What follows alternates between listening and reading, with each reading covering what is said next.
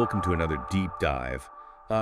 Today, we're going to be looking at a really interesting period in Jewish history. Yeah.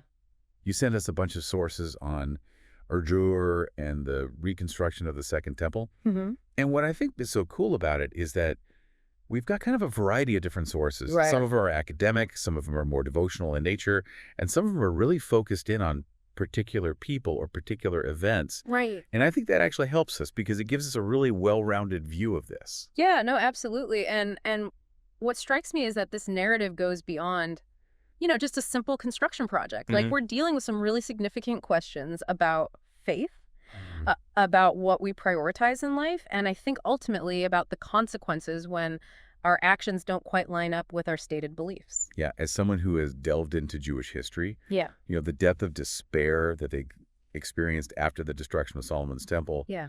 But what these sources really highlight is this unexpected struggle that they had when they came back to Jerusalem. Right. Not just in terms of the physical rebuilding, but this whole rediscovering their spiritual core. Right, their holy cities in ruins. Yeah. The foundation of the Second Temple had been laid way back around 535 BC. Okay. But then construction just stalled for 15 years. Oh, 15 years is a long time to have a project just sitting there. It is a significant period. You're talking essentially a whole generation that lived with this incompleteness. Yeah, what happened? Well, the sources point to kind of a mix of both external pressures and some pretty serious internal conflicts. Okay. For instance, the opposition from the Samaritans. Yeah. That was more than just like a simple territorial dispute. Yeah. I mean, it really tapped into some deeper theological divisions, which are fascinating to unpack. But then it gets even more interesting when you start looking inward, right? Because a Jew's book, it doesn't shy away from calling out some really uncomfortable truths about the people's priorities. I mean, they were more focused on building these comfortable, even luxurious homes for themselves, while God's house was just sitting there in ruins. Yeah. You can almost imagine the psychology at play, right? Yeah. You've endured exile, you've returned to this devastated homeland. Right. The desire for stability, for a sense of normalcy. Of course. I mean, that's completely understandable. And yet, Adger's message, it kind of challenges us to look deeper, right? Right. To consider what we prioritize, even when maybe those basic needs feel unmet. He's basically saying, you guys are struggling with droughts, Right. bad harvests, economic instability. Yeah. Maybe it's because you've got your priorities all mixed up. I wonder how that message landed on people back then. Oh, I'm sure it sparked some pretty heated debates. Yeah. But I think within those uncomfortable truths, Yeah. that's where we find the real human element of the story. Right. It's this timeless struggle, isn't it? Uh-huh. Even today, we can get so caught up in building our own little kingdoms or uncomfortable lives that we neglect the very foundations of our faith. And this is where we meet our key players. Yeah. Right? Yeah. And the sources offer some really great insights into their characters. Yeah. So first we've got Arju, the prophet himself. Mm-hmm. And he wasn't some young idealist. No. This guy was over 80 years old. Yeah. He had actually seen Solomon's temple in its glory as a child. That lived experience, it lends so much weight to his message. He wasn't speaking from theory. Right. He had seen the glory, he had felt the loss, and now he was carrying this burden of trying to rekindle that flame. Wow. In a pretty disheartened community. Yeah, and then you've got Zerubbabel, the governor. Right. A descendant of King David, no less. Yeah. Leading this community in these incredibly challenging times. Yeah. You can almost feel the weight of expectation on his shoulders. Yeah, and there's this interesting detail in the sources about Zerubbabel having this Persian name as well, Sesbazar. Oh, really? Which hints at the political complexities. Right. That he was navigating as governor under Persian rule. Adds another layer of intrigue to the story. Definitely does. And then, of course, we have Joshua the high priest. Right. Representing the religious authority alongside Zerubbabel's political power. Mm-hmm. So these three figures, prophet, governor, high priest, each wrestling with this monumental task of rebuilding the temple. And it's against this backdrop of this stalled construction and all this internal conflict that Azu really steps onto the scene. Yeah. He doesn't hold back. Oh. He delivers his message with the full force of his conviction. Right. He uses this really powerful imagery to try to shake the people out of their complacency. One of the sources pointed out Azu's repeated use of the title Lord of Hosts. Yeah.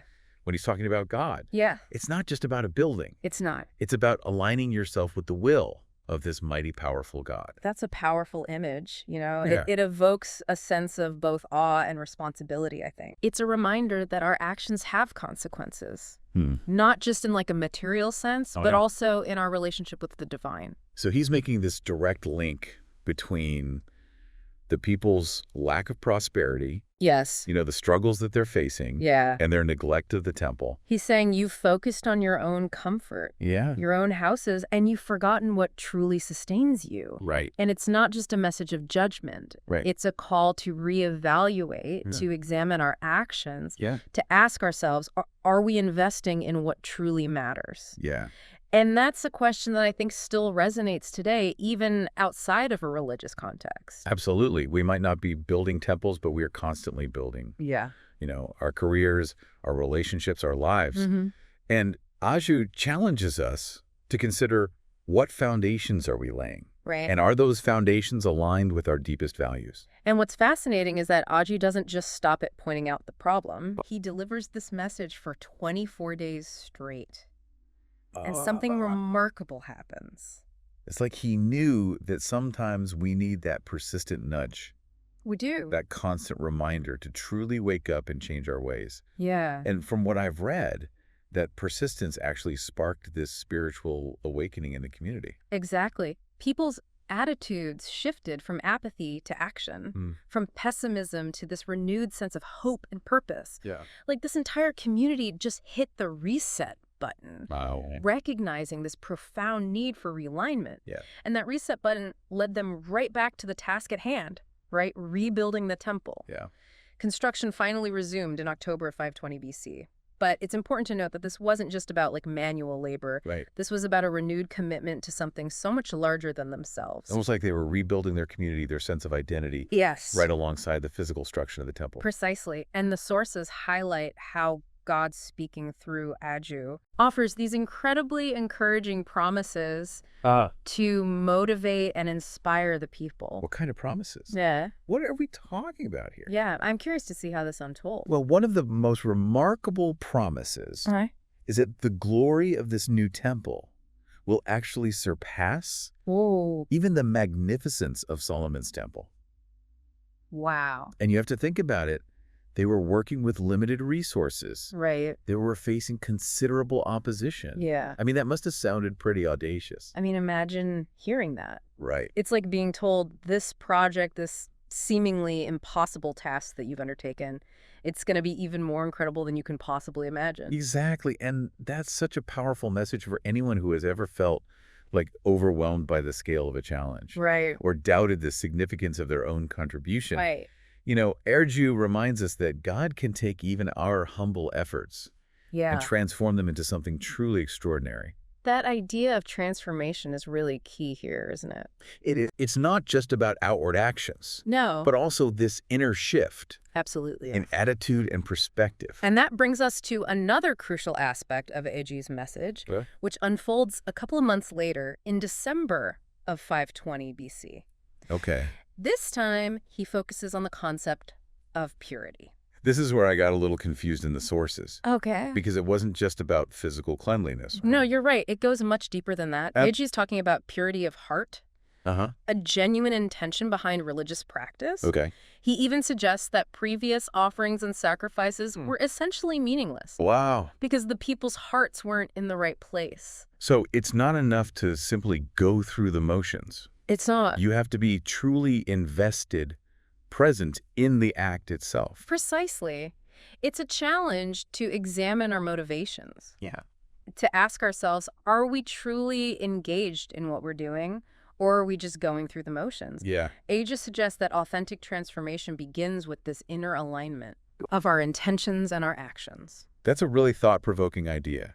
It is. It makes me think about all those areas in my own life where maybe I'm acting out of habit or obligation rather than true conviction. And that's precisely the kind of self-reflection that Aju invites us to undertake. Right. He challenges us to consider whether our actions, even those that we might consider good or religious, are truly aligned with our deepest values. It's like he's saying, don't just go through the motions. Right. Show up fully with your whole heart in everything you do. Exactly. And the sources point out that once this issue of purity of genuine intention was addressed, Okay. God promised this flow of blessings upon the people. Okay. It's as if this inner realignment Yeah. paved the way for this more harmonious relationship with the divine. It's interesting how Jair connects these inner transformations with tangible outcomes. He does. It's not just about feeling good. It's not just about feeling good. It's about creating a ripple effect. It impacts the world around us. And this brings us to a specific promise that God makes to Zorobabel, Okay. singling him out amidst this larger narrative of rebuilding and renewal. I was really struck by this part in the sources. Yeah. God promises Zerubbabel that he will shake the heavens and the earth, Yes. overthrowing oppressive empires. It's powerful imagery. It's incredibly powerful imagery. It speaks to God's sovereignty over the course of history. Right. His ability to bring about this radical change and overturn these established powers. And it's interesting how this promise resonates with the eventual fall of empires like Babylon, Right. Persia, Greece. Exactly. But then the sources also mention that Zerubbabel's ultimate fate remains a little bit of a mystery. He does. He doesn't become the king, as some might have expected. Right. And his story kind of seems to fade into the background. It's a reminder that even within this grand narrative of prophetic pronouncements and societal transformation, individual destinies can unfold in unexpected ways. Yeah. You know, our lives don't always follow this linear path. Right. And sometimes our contributions might not be fully realized or recognized in our own lifetime. So we have this multi-layered story unfolding. They do. You know, you've got a prophet delivering this really challenging message. Yeah. A community undergoing this profound spiritual awakening. Right. A temple being rebuilt brick by brick. Mm-hmm. And a governor whose fate remains shrouded in a certain ambiguity. Yeah. What I find fascinating is how this ancient narrative still manages to resonate. I agree. With our own modern-day struggles and aspirations. Absolutely. And I think that's the power of these prophetic texts. They transcend their historical context. Right. And they speak to something much deeper within us, this yearning for meaning, purpose alignment in our lives. Makes you think, right? If Jair could somehow see the world today, oh, yeah. what would he make of it all? It is fascinating to think about that. Yeah. Like, imagine him walking through, a modern city, seeing our obsession with technology. Yeah. You know, our relentless pursuit of more stuff, more information, more connection. Would he see some echoes of those who prioritize their comfortable homes Oh, I think so. over the house of God? Yeah. I think he would probably recognize some familiar patterns. Mm-hmm. It's so easy to get swept up in the pace of modern life. Yeah. Building our careers. Yeah. You know, our online persona. Yeah, our carefully curated online presences. Right. And lose sight of what truly nourishes us. Yeah. And sometimes even, those achievements that we're striving for, they can leave us feeling strangely empty. Yeah. That's where Edgy's message really cuts through all the noise. It does. It's not about rejecting progress or material comforts. No, not at all. But it's about finding that balance. Yeah. It's about integrating our spiritual side, however we define that, into the fabric of our everyday lives.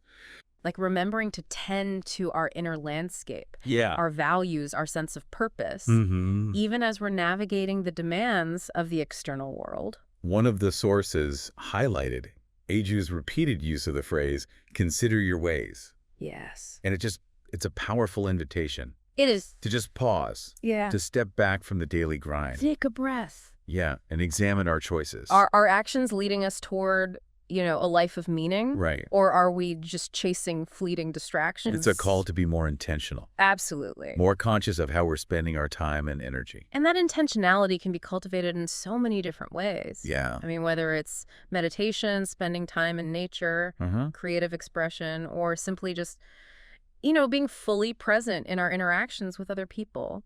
It's about creating that space for reflection, for stillness, Yeah. for listening to that inner voice that so often gets drowned out It does. by the noise of the world.